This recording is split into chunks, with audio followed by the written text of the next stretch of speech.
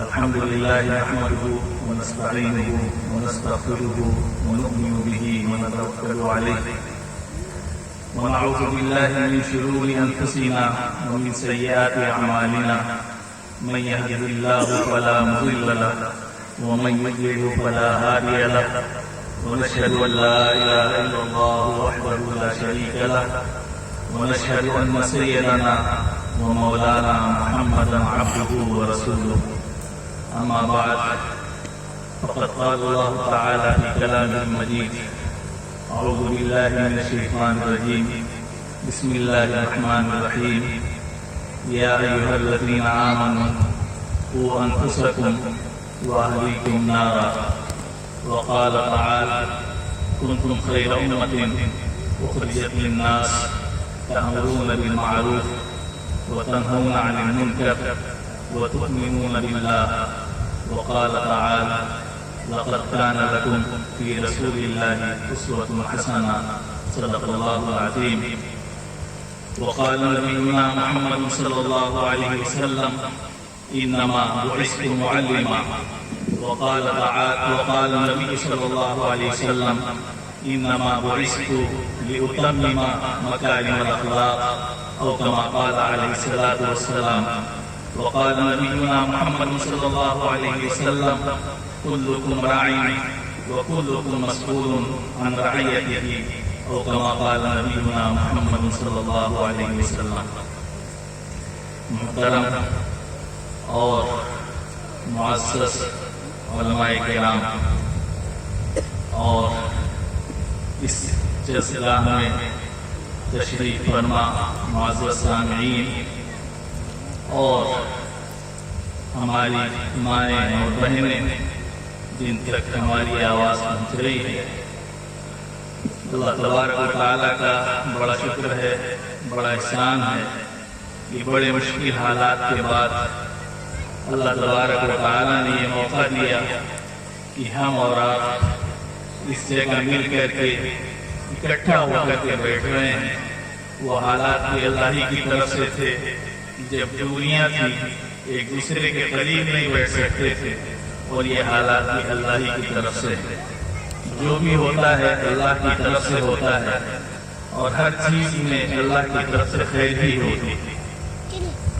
یہ جو آج کا پروگرام ہے اور یہ جو ایک اجلاس منعقد کیا گیا ہے، سب سے پہلے تو جن حضرات نے اور جن لوگوں نے اس پروگرام کو منعقد کیا، اس کے لیے کوشش کی، اپنی خدمات انجام دی ہیں، اللہ تبارک و تعالیٰ ان سب کو جزائے خیر عطا فرمائے اور ان کی اس کوشش کو قبول فرمائے اور دونوں جہان میں اس کا بہتر سے بہتر بدلہ عطا فرمائے۔ معزز سامعین کرام، جو جلسے ہوتے ہیں اس میں عام طور سے دو طرح کے لوگ ہوتے ہیں۔ جو مجمع آتا ہے اس میں دو طرح کے لوگ ہوتے ہیں۔ ایک مجمع تو اس نیت سے آتا ہے کہ یہ جو مجلس منعقد کی گئی ہے، جس کا عنوان بڑا سنہرا ہے، یہ جلسہ سیرت النبی اور اصلاح معاشرہ ہے، تو وہ اس نیت سے آتا ہے کہ ہم جائیں گے، اللہ اور اس کے رسول کی باتوں کو سنیں گے اور اپنی زندگی میں اس کو شامل کریں گے اور اس پر عمل کرنے کی کوشش کریں گے۔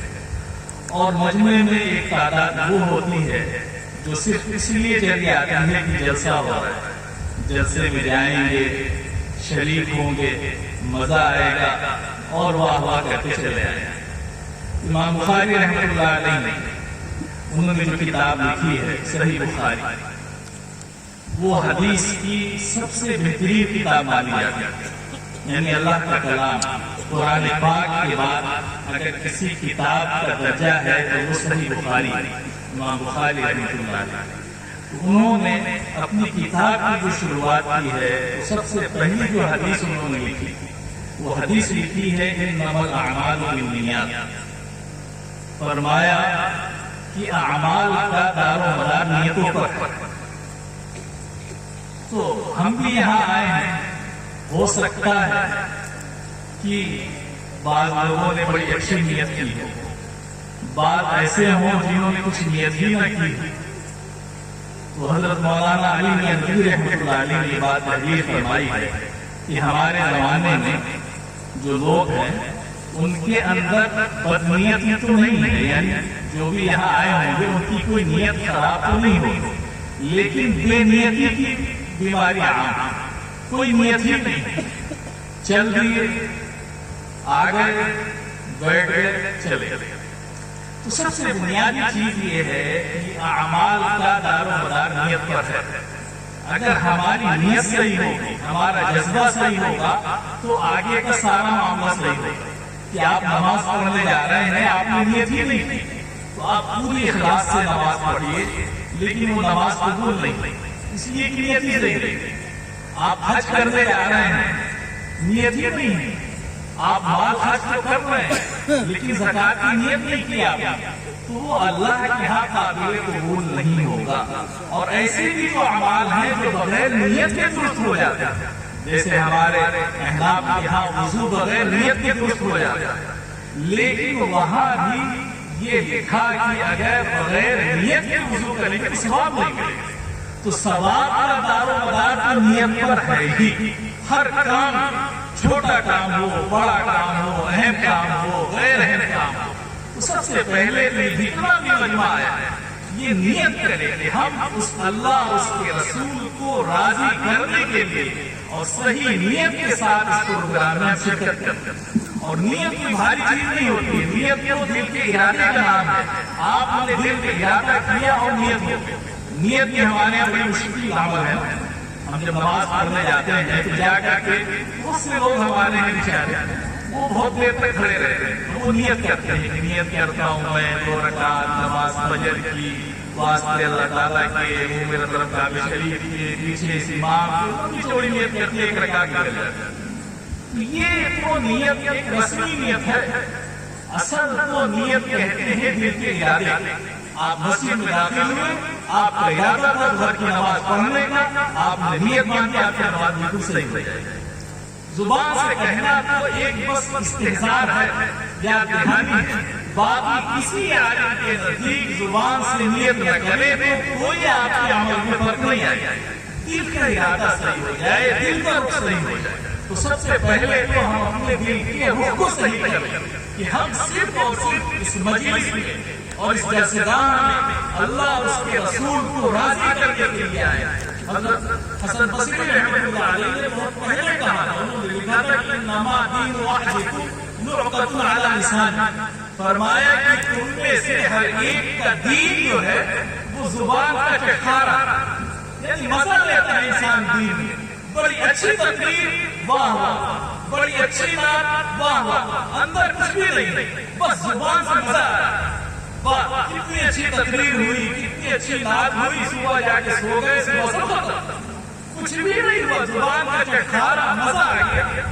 یہ جلسے مزہ لینے کے لیے نہیں ہوتے، یہ جلسے تو اس لیے ہوتے ہیں کہ ہماری زندگیوں میں اس سے تبدیلی پیدا ہو، کچھ سیکھ کر کے جائے، کچھ جذبہ لے کر کے جائے، کچھ آگے بڑھنے کی، اللہ اور اس کے رسول کی شریعت کو سیکھنے کی، کچھ کے لیے اپنے اندر ہمت لے کر کے جائے کہ یہ جلسے کامیاب ہو۔ ورنہ بڑے سے بڑے جلسے ہوتے رہتے ہیں اور ہمارے معاشرے کا حال وہی ہوتا ہے جو پہلے۔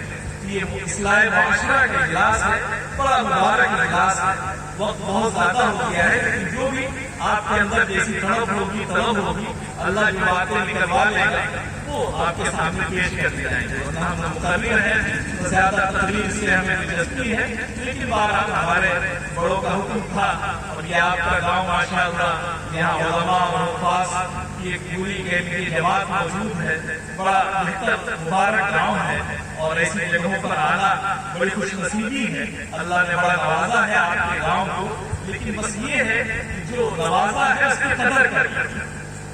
آپ کا گاؤں کے لیے بہت اہمیت والا ہے، لیکن اللہ جتنی بڑی سے بڑی نعمت دے، اگر اس نعمت کی ناشکری ہوگی تو اللہ اس نعمت کو چھین لے گا، اور اگر اس نعمت کی قدر ہوگی تو اللہ نعمت میں اضافہ کر دے گا۔ تو اللہ نے اس گاؤں کو نوازا ہے، تو اس کو بڑھ کر کے اور قیادت کرنی چاہیے، اور جیسا نام ہے بدل گڑھ، اس بدل گڑھ کو اٹھنا چاہیے کہ پورے علاقے کو بدل دے۔ اگر یہ جذبہ ہوگا تو انشاءاللہ کام آگے بڑھے گا۔ میرے محترم بھائیوں، ہم بات کرتے ہیں سیرت کی اور اصلاح معاشرہ کی، معاشرے کی اصلاح کے لیے سب سے بنیادی چیز کیا ہے؟ وہ تعلیم۔ بغیر تعلیم کے، بغیر تربیت کے کسی معاشرے کی اصلاح نہیں ہو سکتی۔ یہاں جو ہمارے بڑے ہیں، جو والدین ہیں، ان کی بڑی ذمہ داری ہے۔ اللہ تبارک و تعالیٰ نے ان کو جو اولاد کی نعمت دی ہے وہ بڑی قدر کی چیز ہے، اس لیے کہ جو اولاد ہے کوئی معمولی چیز نہیں ہے، بہت بڑی اللہ کی نعمت ہے۔ اگر آپ نے اس نعمت کی قدر نہیں کی تو آگے چل کر کے اللہ کے ہاں والدین کو یہ حساب دینا پڑے گا کہ انہوں نے اپنے بچوں کی صحیح تعلیم و تربیت کی تھی یا نہیں۔ اللہ کی ہاں پوچھ ہوگی ان سے، دونوں طرف سے پوچھ ہوگی۔ ایک طرفہ بات ہوتی ہے، آدمی یہ سوچتا ہے کہ صرف اولاد پر والدین کے حقوق ہے۔ ہاں، اولاد پر والدین کے حقوق ضرور ہیں، لیکن والدین پر بھی اولاد کے حقوق ہیں، دونوں طرف سے حقوق ہیں۔ اولاد اپنے حقوق ادا کریں گے والدین کے ہیں، اور والدین کو اپنے حقوق ادا کرنے پڑیں گے۔ جب دونوں طرف سے حقوق ادا ہوں گے تب جا کر کے صحیح معاشرہ قائم ہوگا۔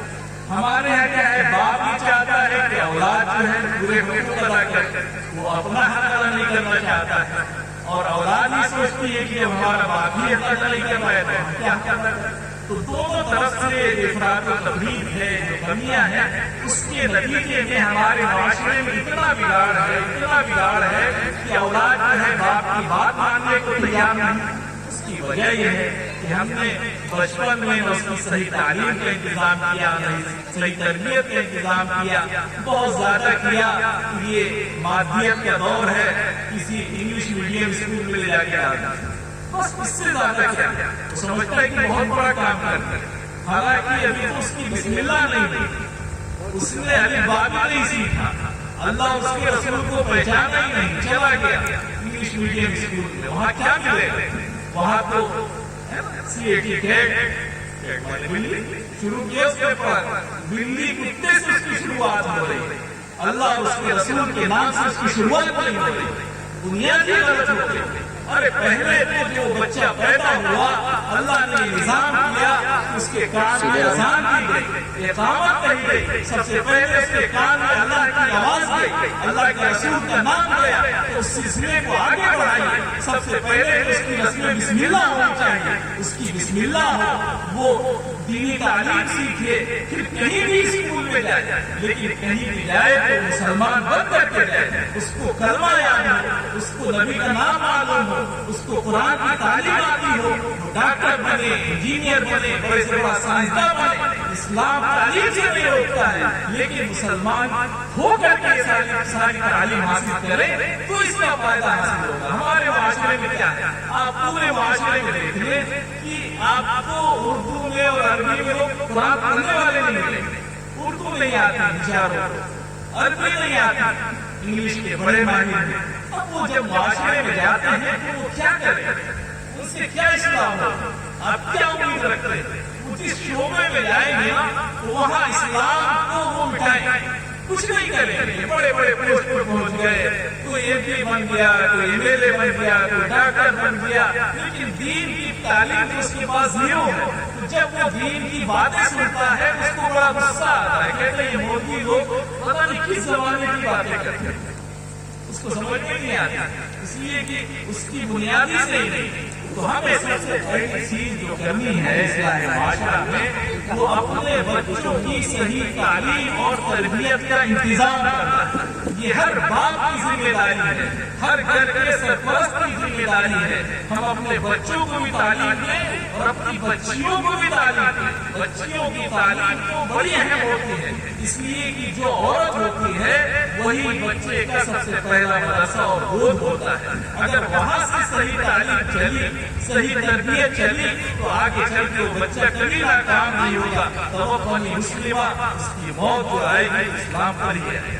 اور اگر بنیادی صحیح نہیں رہی اس کی تو پھر سارا معاملہ گڑبڑ ہو جائے گا۔ تو ہمیں اپنے بچوں کی بھی تعلیم پر اتنا ہی زور لینا ہے جتنا زور ہمیں بچیوں کی تعلیم پر لینا ہے، دونوں میں فرق نہیں کرنا ہے۔ اور بنیادی چیز جو ہے دین کی تعلیم کو بنیاد ہونی چاہیے۔ اس لیے جو گاؤں میں مکتب چلتے ہیں، ہمارے امام صاحب ہیں، اللہ تبارک و تعالیٰ نے اس گاؤں کو بڑی خوش نصیبی سے نواز دیا کہ کہ آپ کو ایک ایسا امام ملا جو حافظ بھی ہے، عالم بھی ہے، مفتی بھی ہے، اس زمانے میں آپ ڈھونڈیں گے تو علاقوں میں شاید ایک مل جائے آپ، کتنا بڑا اللہ کا کرم ہے اس گاؤں پر کہ آپ کو ایسا امام ملا۔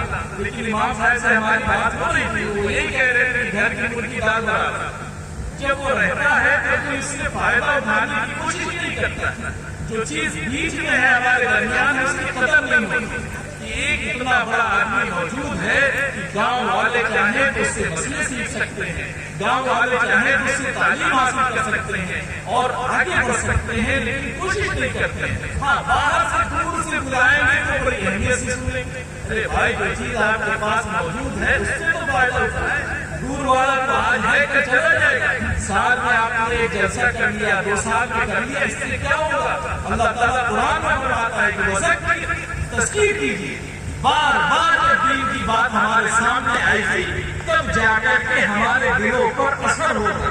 یہ ہمارے دل جو ہیں یہ پتھر سے زیادہ سخت ہو چکے ہیں، جب اس پر بار بار پانی گرے گا، مسلسل گرے گا، تب جا کر کے کچھ نرمی پیدا ہوگی۔ اس کی کوشش کرنی ہے کہ ہم بڑے جلسے کریں، یہ کوئی ضروری نہیں ہے، جیسے اصلاح معاشرہ کی ضرورت ہے ویسے ہی جلسوں کی اصلاح کی بھی ضرورت ہے۔ بہت بڑا پروگرام، بہت زیادہ خرچ، بہت زیادہ لائٹ اور اسٹیج کی کوئی ضرورت نہیں ہے۔ آپ علاقے کے ایک عالم کو پکڑ لیجیے اور ہر مہینے 2 مہینے سے ایک بیان کرائیے، اس میں سارے گاؤں کی عورتیں، مرد، بچے، جوان سب شریک ہوں اور ایک بیان ہو، سیدھا سادہ ہو، لفاظی اور بڑی بڑی باتیں اور نعرے، اس سے کام نہیں چلے گا۔ اس سے کام چلے گا کہ چھوٹے چھوٹے پروگرام ہوں لیکن مسلسل ہو۔ بلا لیجیے آپ سیدھے سادھے عالم کو جو بیچارہ نہ آپ سے پیسہ لے گا نہ کسی چیز کا مطالبہ ہوگا، آپ اس کو بلائیے، تقریر کرائیے اور اس سے فائدہ اٹھائیے، اس سے زیادہ فائدہ ہوگا۔ یہ جلسے تو بیچارے ان جذبہ پیدا کرا دیا، یہ ایک کہہ لیجیے جذبہ پیدا ہو گیا، لیکن اس جذبے کو قائم رکھنے کے لیے، دائم رکھنے کے لیے، باقی رکھنے کے لیے مسلسل کوشش کریں۔ میرے عزیز بھائیوں، بہت معاشرے میں خرابیاں ہیں جن کی چیزوں کو بیان کیا جائے اور کس چیز پر اشارہ کیا جائے۔ ہمارے معاشرے میں آپ دیکھیں شادیوں کا سیزن چل رہا ہے، اتنی دیر ہم لوگ بیٹھے تھے ماشاءاللہ، بڑے رنگ برنگ کے پٹاخے چھوٹ رہے تھے، بڑی آوازیں آ رہی تھیں بغل میں، معلوم کیا تو پتہ چلا کہ ہاں کسی اپنے اسلام اور مومن بھائی کی بڑی شادی ہے۔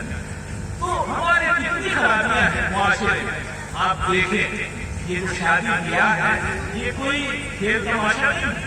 ہم سمجھتے ہیں کہ نکاح ہے، شادی ہے، یہ تو خوشی کی چیز ہے۔ ارے بھائی نکاح تو عین عبادت ہے، بہت بڑی عبادت ہے نکاح، اور ایسی عبادت ہے جو تقریباً تمام انبیاء کرام کی سنت ہے۔ نکاح کو ہم سمجھتے ہیں ایسی چیز ہے، ایسی چیز نہیں ہے، یہ تو باقاعدہ جو ہے قرآن کا حکم ہے۔ اللہ تعالیٰ نے فرمایا کہ فَانكِحُوا مَا طَابَ لَكُم مِّنَ النِّسَاءِ مَثْنَىٰ وَثُلَاثَ وَرُبَاعَ۔ اللہ نے فرمایا قرآن میں کہ تم نکاح کرو، جو عورتیں تمہیں پسند ہو 2 سے 3 سے 4 سے نکاح کرو، اور اگر عورتوں میں انصاف نہیں کر سکتے ہو فَإِنْ تَعْدِلُوا فَوَاحِدَةً، اگر انصاف نہیں کر سکتے تو صرف ایک ہی نکاح کرو۔ تو اللہ قرآن کا حکم دے رہا ہے کہ نکاح کرو، اور اللہ کے وسلم نے باقاعدہ نوجوانوں کو خاطب کر کے فرمایا کہ یا معاشر الشباب من استطاع منکم الباء فلیتزوج، فرمایا کہ اے نوجوانوں کی جماعت، تم میں سے جو بھی نکاح کرنے کی استطاعت رکھتا ہو تو اب تاخیر نہ کرے، وہ نکاح کر لے، وہ نکاح کرے۔ نکاح کرے گا تو فائدہ کیا ہوگا؟ فرمایا کہ فَإِنَّهُ أَغَضُّ لِلْبَصَرِ، یہ نکاح کرنا اس کی نگاہوں کو محفوظ کر دے گا، وہ بد نگاہی سے بچ جائے گا، ادھر ادھر دیکھنے سے بچ جائے گا، حرام نگاہوں سے محفوظ ہو جائے گا، اور وہ أَحْسَنُ لِلْفَرْجِ، اور اس کی شرمگاہ بھی محفوظ ہو جائے گا۔ آگے فرمایا کہ فَإِن لَّمْ يَسْتَطِعْ، اگر کسی وجہ سے آپ جوان ہیں لیکن نکاح نہیں کر سکتے ہیں، نکاح کی طاقت نہیں ہے، آپ کے پاس اتنا مال نہیں ہے، گھر نہیں ہے، کوئی مجبوری ہے، تو فرمایا کہ فَإِن لَّمْ يَسْتَطِعْ فَعَلَيْهِ بِالصَّوْمِ، تو فرمایا کہ جو نکاح کی استطاعت نہ رکھتا ہو تو پھر وہ کثرت سے روزے رکھے تاکہ اس کی خواہش جو ہے ٹوٹ جائے، کمزوری پیدا ہو جائے اور اس کے اندر زنا کا اور گناہ کا جذبہ نہ پیدا ہو۔ علماء نے لکھا کہ اگر گناہ کا خطرہ ہے، انسان کو یہ معلوم ہے کہ ہم نکاح نہیں کریں گے تو گناہ میں مبتلا ہو جائیں گے، تو ایسی حالت میں نکاح کا کرنا فرض لکھا ہے۔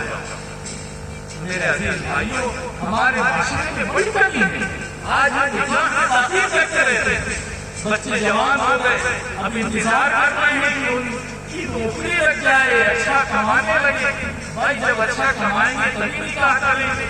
نہیں، نکاح ایک ضرورت ہے، جیسے کھانا ضرورت ہے، جب بچہ پیدا ہوتا ہے تو اس کو دودھ پلانا شروع کر دیا جاتا ہے، اگر کھانے کے لائق ہوا تو کھانا شروع کرا دیا جاتا ہے۔ اسی طرح سے جب بچہ بالغ ہوا، اس کے اندر وہ خواہشات پیدا ہوئی تو شریعت نے حکم دیا کہ نکاح کرو، تو اب نکاح میں تاخیر نہیں کرنی چاہیے، جتنی جلدی نکاح ہوگا اتنا ہی زیادہ جو ہے اس کے اندر جو ہے صحیح جذبات پیدا ہوں گے، گناہوں سے وہ بچے گا۔ تو بنیادی چیز ایک تو یہ کام کرنا ہے کہ ہم سب کو نکاحوں میں جلدی کرنی ہے، اور یہ والدین کی ذمہ داری ہے کہ وہ نکاح میں اولاد کی جلدی کریں۔ اس لیے کہ آتا ہے کہ اگر والدین اپنے اولاد کے نکاح میں تاخیر کریں گے اور اگر اس سے کوئی گناہ ہوگا، چاہے وہ لڑکی ہو یا لڑکا ہو، تو اس کی سزا والدین کو بھی بھگتنی پڑے گی۔ میرے عزیز بھائیوں، یہ کوئی معاملہ نہیں ہے، اور پھر نکاحوں میں ہمیں اصلاح کرنے کی ضرورت ہے کہ ہمارا جو نکاح ہونا چاہیے، ہماری جو شادی بیاہ ہونے چاہیے، وہ کیسے ہونے چاہیے، وہ شریعت ہمیں کیا بتاتی ہے۔ تو بہت آسان ہمارا نکاح ہوتا ہے، اس میں اتنی چیزیں اور اتنے مسائل نہیں ہوتے ہیں جو ہم نے پیدا کر دیے، اپنے معاشرے میں پیدا کر دیے۔ بڑا آسان نکاح ہے۔ نکاح میں دو فرض ہوتے ہیں، ایک فرض ہے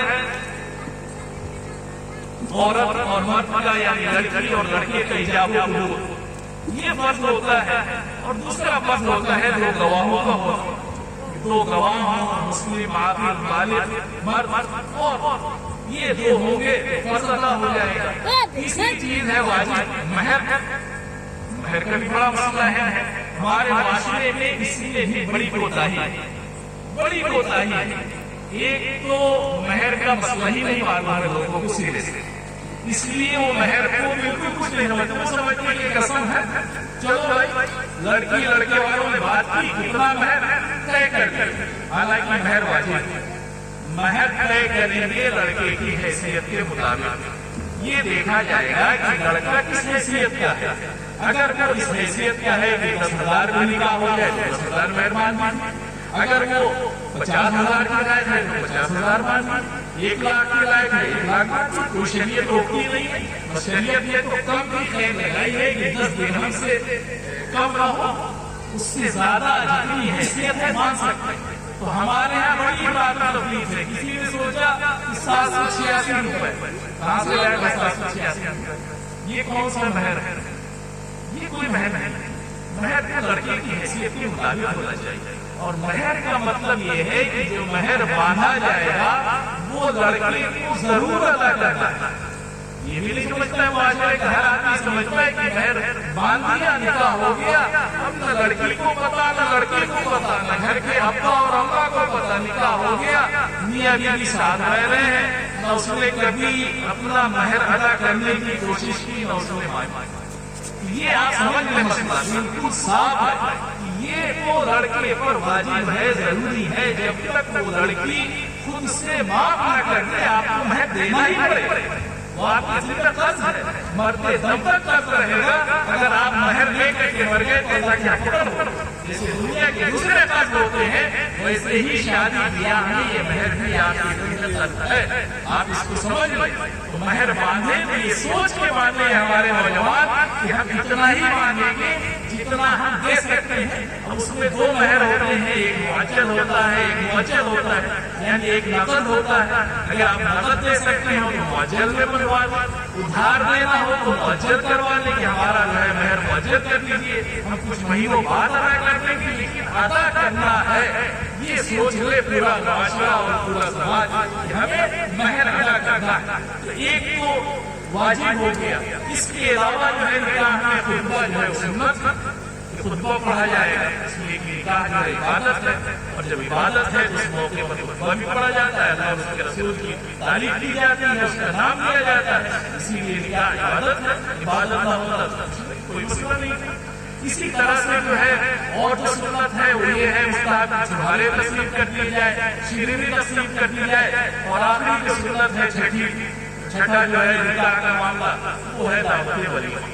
بس اتنی چیزیں ہیں، ایک تو لڑکی اور لڑکے کا حجاب و قبول، اور دو گواہوں کا ہونا، اور تیسری چیز خطبہ، چوتھی چیز شیرینی کا تسلیم ہو جانا، اور اسی طرح سے دعوت ولیمہ کا ہو جانا۔ بس یہ موٹی موٹی چیزیں ہیں، اگر یہ پائی جائیں گی مہر ہو تو نکاح مکمل ہو جائے گا۔ اب باقی چیزیں آپ کہاں سے لائے ہیں یہ آپ سوچیں، یہ پورا معاشرہ سوچے، باقی کام جو آپ کرتے ہیں یہ کس دین سے لائے ہیں یہ آپ کو سوچنا ہے۔ لیکن جس دین کا نام یہاں لکھا ہے سیرت النبی، تو سیرت النبی میں کوئی چیز نہیں ملے گی آپ کو، نہ وہاں مہندی ملے گی آپ کو، نہ بارات ملے گی، نہ دوسری رسم ملے گی آپ کو۔ یہ تو غیروں سے آئی ہیں، غیروں کیا چاہتا ہے تلک ہے، یہ ہے، وہ ہے، وہی چیزیں چونکہ ہمارے یہاں بھی آ گیا، کیونکہ ہمارے ملک کی اکثر آبادی کیا ہے کنورٹڈ ہے، دوسرے مذہب سے اسلام میں داخل ہوئے، تو بہت سے کام تو ہم وہ کرتے ہیں جو ہمارے دین میں نہیں ہے ہی نہیں، جس کا نتیجہ یہ ہوا کہ نکاح کو اتنا مشکل بنا دیا، اتنا مشکل بنا دیا کہ آج ایک آدمی کو اپنی بچی کا نکاح کرنا ہے تو بیچارہ آج رشتہ ہو تو سال بھر اس کو انتظام کرنے میں لگ جائے گا، کہیں اس کا کہیں کھیت بک جائے گا، زمین بک جائے گی، وہ بیچارہ جو ہے اگر کمزور ہے تو اس کی کمر ٹوٹ جائے گی۔ یہ کہاں سے آیا؟ ہمارے دین میں لڑکی والے پر کوئی خرچ نہیں کرتا، کوئی خرچ نہیں کرتا، بالکل لڑکی والے پر کچھ ہے ہی نہیں، جو ہے وہ لڑکے والے پر ہے، لڑکے والا ہی چھوہارے لائے گا، وہ تقسیم ہو جائیں گے، اور دعوت ولیمہ جو ایک ہی دعوت ہے وہ کون کرے گا؟ لڑکے والا کرے گا۔ ہمارے یہاں الٹا ہے کہ جو لڑکے والا ہے وہ پتہ نہیں اپنے آپ کو کیا سمجھتا ہے، اس کو لگتا ہے کہ اس کے گھر لڑکی نہیں پیدا ہوا، اب وہ سینہ تان کے کھڑا ہے، ہم لڑکے والے ہیں، وہ پتہ نہیں کیا کرنا چاہتے ہیں۔ میرے بھائیو، ہمارے نبی نے تو یہ نہیں سکھایا، کیسے نکاح کیا آپ نے؟ آپ دیکھیں، آپ کی 4 بیٹیاں تھیں، ان کی نکاح کی تاریخ پڑھ لیں آپ کی پرورش میں حضرت علی تھے آپ کے بھائی، ان کے نکاح کی آپ چیزیں دیکھیں، کیسے نکاح ہوتے تھے؟ بس جو بڑے صحابہ تھے ان کو بلا لیا اور نکاح ہو گیا، اور یہی ہمارے اسلاف سے چلا آ رہا ہے کہ آپ دیکھیں کہ کتنے سارے نکاح ہوتے تھے۔ ایک تابعی ہیں حضرت سعید بن مسیب رحمۃ اللہ علیہ، بڑے اونچے درجے کے تابعی ہیں، ان کو سید التابعین کہا جاتا ہے۔ وہ حضرت صحابی رسول ہیں، بڑے اونچے درجے کے، جن کو سبھی جانتے ہیں، حضرت ابو ہریرہ۔ حضرت ابو ہریرہ کے داماد حضرت سعید بن مسیب، ان کا واقعہ آپ پڑھیں، لکھا ہوا وہ اتنے زبردست عالم تھے، محدث تھے، اور اتنے اللہ والے تھے کہ ان کے بارے میں آتا ہے کہ 40 سال تک مسجد اور گھر کے علاوہ نہیں رہی، انہوں نے نمازیوں کا منہ تک نہیں دیکھا کہ کون کون مسجد میں آتا ہے، وہ اذان سے پہلے مسجد چلا جائے گا۔ ان کا معاملہ یہ تھا کہ انہوں نے اپنی بچی کی بہترین تعلیم و تربیت کی، اس کا نتیجہ یہ تھا کہ آج ہمارے معاشرے میں اگر اچھی تعلیم ہے، اچھی تربیت ہو تو ہم آپ کو اس رشتے سے کہتے ہیں، اللہ نے چاہا تو اس کے گھر پر رشتوں کی لائن لگ جائے گی۔ اگر بچی کی اچھی تعلیم ہوگی، اچھی تربیت ہوگی، شہرت ہو جائے گی، تو لوگ بغیر کسی اس کے گھر پہ لائن لگا دیں گے کہ صرف آپ اپنی بیٹی کو دے دیں۔ تو حضرت سعید بن مسیب اتنے بڑے تابعی ہیں جن کو سید التابعین کہا جاتا ہے، ان کا واقعہ لکھا ہے کہ ان کے زمانے کا جو خلیفہ تھا عبد الملک بن مروان، اس نے اپنے بیٹے ولی عہد کے لیے ان کی لڑکی کو نکاح کا پیغام دیا کہ آپ جو ہے یہ شہزادے ہیں، ان سے اپنی بیٹی کا نکاح کرنا۔ آپ دیکھیں اللہ کے رسول نے جو تعلیم دی ہے کہ جب ہم کسی سے رشتہ کریں تو فرمایا آپ نے حدیث میں کہ جو رشتے کیے جاتے ہیں وہ 4 چیزوں کی وجہ سے کیے جاتے ہیں۔ فرمایا کہ تنکح المرأۃ لأربع، فرمایا کہ کسی بھی عورت سے نکاح 4 وجہ سے کیا جاتا ہے، لمالها، اس کے مال کی وجہ سے، لحسبها، اس کے حسب و نسب اور خاندان کی وجہ سے، ولی جمالہا، اس کے حسن اور خوبصورتی کی وجہ سے، اور فرمایا کہ ولی دینہا، اس کی دین کی وجہ سے۔ چار چیزیں فرمائی۔ آگے فرمایا کہ فاصبر بذات الدین، تم دیندار لڑکی سے نکاح کر کے کامیاب ہو۔ یعنی جب بھی رشتہ کرنے جاؤ تو یہ چار چیزیں آپ کے سامنے ہوں گی۔ چار چیزوں میں ترجیح کس کو دو؟ دین کو دو۔ اچھا چہرہ ہو، خوبصورت ہو، لیکن اس کی سیرت خراب ہو تو ایسی گوری لڑکی آ کر کے گھر میں کیا کرے؟ تباہی مچا دے، پورا گھر کا نظام خراب کر دے، پورے گھر والوں کو پریشان کر کے رکھے۔ لیکن شکل اچھی ہے، سیرت اچھی ہے، وہ گھر کو جنت بنا دے۔ یہاں یہ مسئلہ تھا۔ حضرت سعید بن مسیب کے لڑکی کو نکاح کا پیغام خلیفہ وقت نے اپنے لڑکے کے لیے دیا، انہوں نے صاف انکار کہا کہ نہیں، ہم اپنی لڑکے سے نکاح نہیں کر سکتے۔ اس لیے ان کو پتا تھا کہ اس کے گھر میں جائے گی تو دینداری نہیں ہے، ہماری بیٹی کو عالمہ ہے، حافظہ ہے، دیندار ہے، وہ اس کے گھر میں جائے گی تو دولت ہے، مال ہے، بادشاہت ہے، ساری ظاہری چیزیں ہیں، لیکن وہ نہیں ہے جو آخرت میں کام آنے والی ہے، جس کا حکم اللہ اس کے رسول نے دیا۔ تو ان کے شاگرد تھے ابن عبد الخداع، ان کے بارے میں آتا ہے کہ وہ حضرت سعید بن مسیب کی مجلس کے برابر آیا کرتے تھے۔ ایک بار وہ مجلس سے غائب ہوئے، چند دنوں کے بعد جب وہ تشریف لائے، حضرت سعید بن مسیب نے اسے پوچھا، سوال کیا کہ بھائی کئی دنوں سے آپ غائب تھے، کہاں؟ انہوں نے ان کے شاگرد نے بتایا کہ حضرت بات ایسی تھی کہ میری بیوی کا انتقال ہو گیا اور اسی میں پھنس گیا تھا، آپ کی مجلس میں نہیں آ سکتا۔ تو حضرت نے کہا کہ بھائی تم نے بتایا کیوں نہیں؟ ہم کو بھی اطلاع کر دیتے تو ہم بھی شریک ہو جاتے۔ بارہ بات ختم ہو گئی۔ اس کے بعد حضرت سعید بن مسیب نے اسے پوچھا کہ اچھا یہ بتاؤ دوسرا نکاح کرنا چاہتے ہیں، دوسرے نکاح کے بارے میں تمہارا کیا ارادہ ہے؟ انہوں نے کہا کہ حضرت میں ایک مسکین غریب فقیر آدمی ہوں، مجھ سے کون نکاح کرے، کون لڑکی ہے جو اس سے نکاح کرے؟ یہ انہوں نے کہا۔ تو حضرت نے کہا کہ اگر میں اپنی لڑکی کا نکاح آپ سے کروں تو تیار ہو؟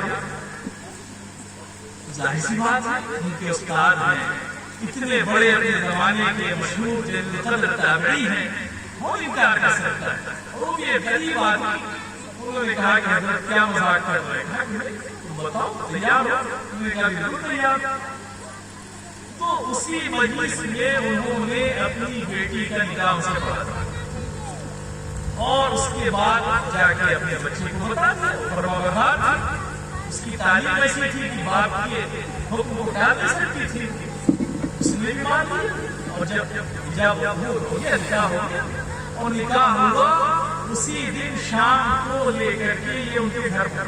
آپ سوچیں اتنے بڑے تابعین اپنی لڑکی کا نکاح ایک معمولی آدمی سے، جس کے گھر میں انہوں نے خود اپنا واقعہ لکھا مودعا نے کہ میں اس دن روزے سے تھا اور شام کو خوشی کے مارے حضرت سعید بن مسیب نے اپنی بیٹی کا نکاح اس سے کر دیا۔ اتنا خوش تھا کہ مجھے سمجھ میں نہیں آ رہا ہے کہ میں کیا کروں، تو بھول گیا۔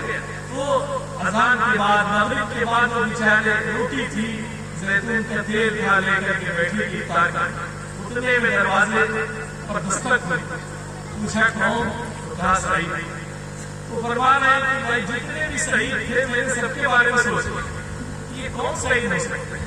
حضرت سعید بن مسیب میرے دروازے پہ آ جائے جس نے 40 سال تک گھر اور مسجد کی دعوت نہیں، آنے جانے کچھ نہیں۔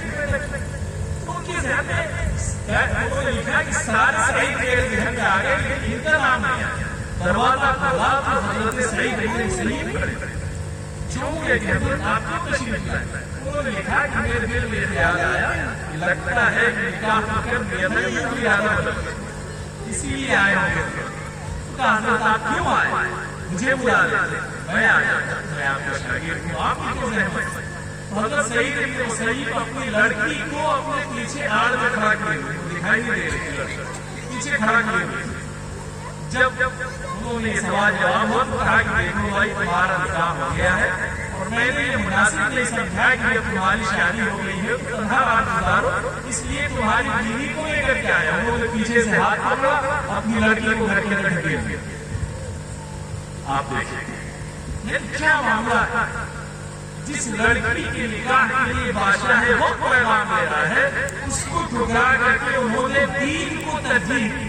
یہ ہمارے نبی پاک علیہ السلام کی تعلیمات ہیں.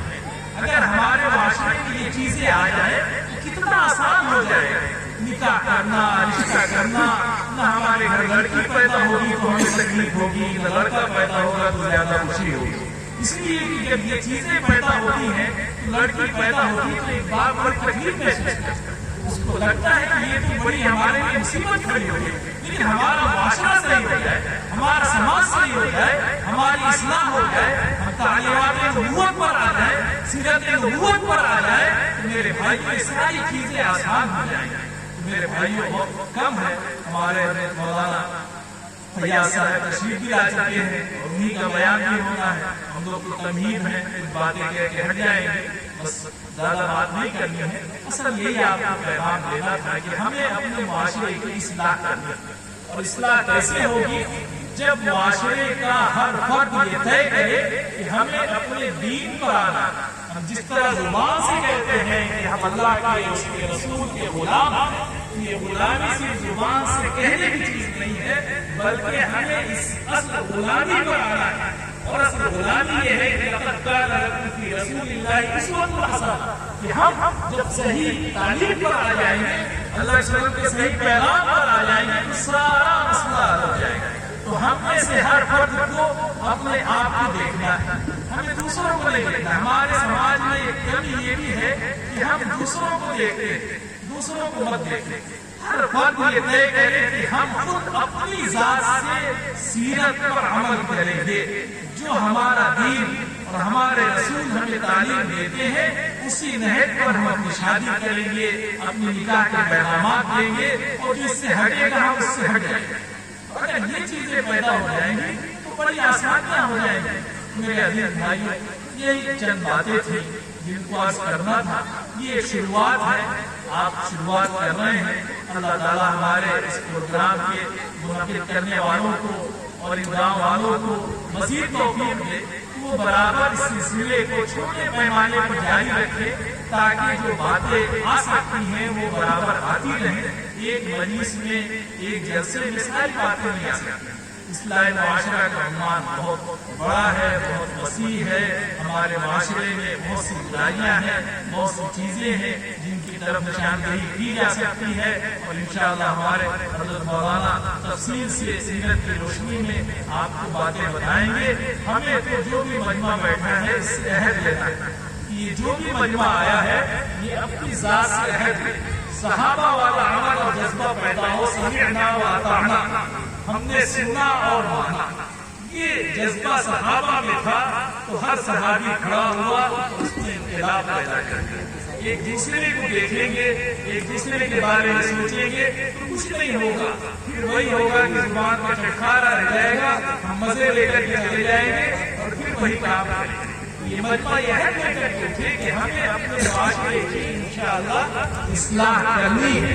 اور یہ جو نوجوان ہیں یہ اس کا بیڑا اٹھائیں گے. ہم اپنا نکاح کریں گے, سادگی سے کریں گے, سنت کے مطابق کریں گے. اللہ کی سنت نے فرمایا یعلمون ان هذا النکاح وجعلوه فی المساجد, نکاح جو ہے اعلانیہ کرو اور مسجد میں کرو. تو ہم اپنے نکاحوں کو مسجد میں کرنے کی کوشش کریں گے اور سادگی سے کریں گے. اللہ کی سنت نے فرمایا اعظم النکاح برکۃ ایسرہ رکوعا, فرمایا کہ سب سے بہترین اور اچھا نکاح وہ ہوتا ہے جس میں خرچ کم ہوتا ہے. دعوت ولیمہ کرنا یقیناً سنت ہے, کریے لیکن اپنی حیثیت کے مطابق کریے. اگر آپ کی حیثیت دال چاول کی ہے تو زبردستی جو ہے آپ قرض لے کر کے, کھیت بیچ کر کے, ادھار لے کر کے بڑے سے بڑا ولیمہ کریں, یہ بھی صحیح نہیں ہے. جو جس حیثیت کا ہے اپنی حیثیت کے مطابق ہر کام کو کرے, دین کے مطابق کرے. اگر اس پر آ جائیں گے تو آسان ہو جائے گا. ہمارا علاقہ ہے, ہمارے یہاں بہت بڑے بڑے گاؤں ہیں. ہمارے زمانے میں اس سے پہلے جو ولیمے ہوتے تھے اس میں بڑے کا گوشت چلتا تھا, بعد میں بڑی پابندیاں لگی. تو ہمارے یہاں جو گاؤں میں عام طور سے جو خرچ ہوتا ہے صرف گاؤں کی دعوت, باہر میں چھوڑ دیجیے, اس میں تقریباً 40 من یعنی 12 کنٹل گوشت لگتا ہے. گاؤں میں گوشت پر پابندی لگی. سارے گاؤں والے بڑے بڑے پیسے والے دال چاول کھلانا شروع کیا ولیمے. کوئی مسئلہ نہیں پیدا ہوتا. سارے گاؤں والے گئے, بیچارے گھر سے کوئی اچار لے کے جا رہا ہے, کوئی چٹنی لے کے جا رہا ہے, اور بیٹھ کے بڑی آرام سے دال چاول کھا رہا ہے. اور ہمارے علاقے میں جب تک بکری کا گوشت نہ ہو ولیمہ ہی نہیں ہوگا. ارے ولیمے تو صحابہ کے زمانے میں سب ہو جائے گا. تو ہم نے ہر چیز کو مشکل خود بنایا. ہم اگر سیرت پہ آ جائیں, تعلیمات نبوی پر آ جائیں, تو سارے مسئلے آسان ہو جائیں گے. میرے عزیز بھائیوں, بہت ہو گیا ہے, زیادہ ہو گیا ہے, بس جو باتیں کی گئی ہیں اللہ تبارک و تعالیٰ ہم سب کو اس پر عمل کرنے کی توفیق عطا فرمائے.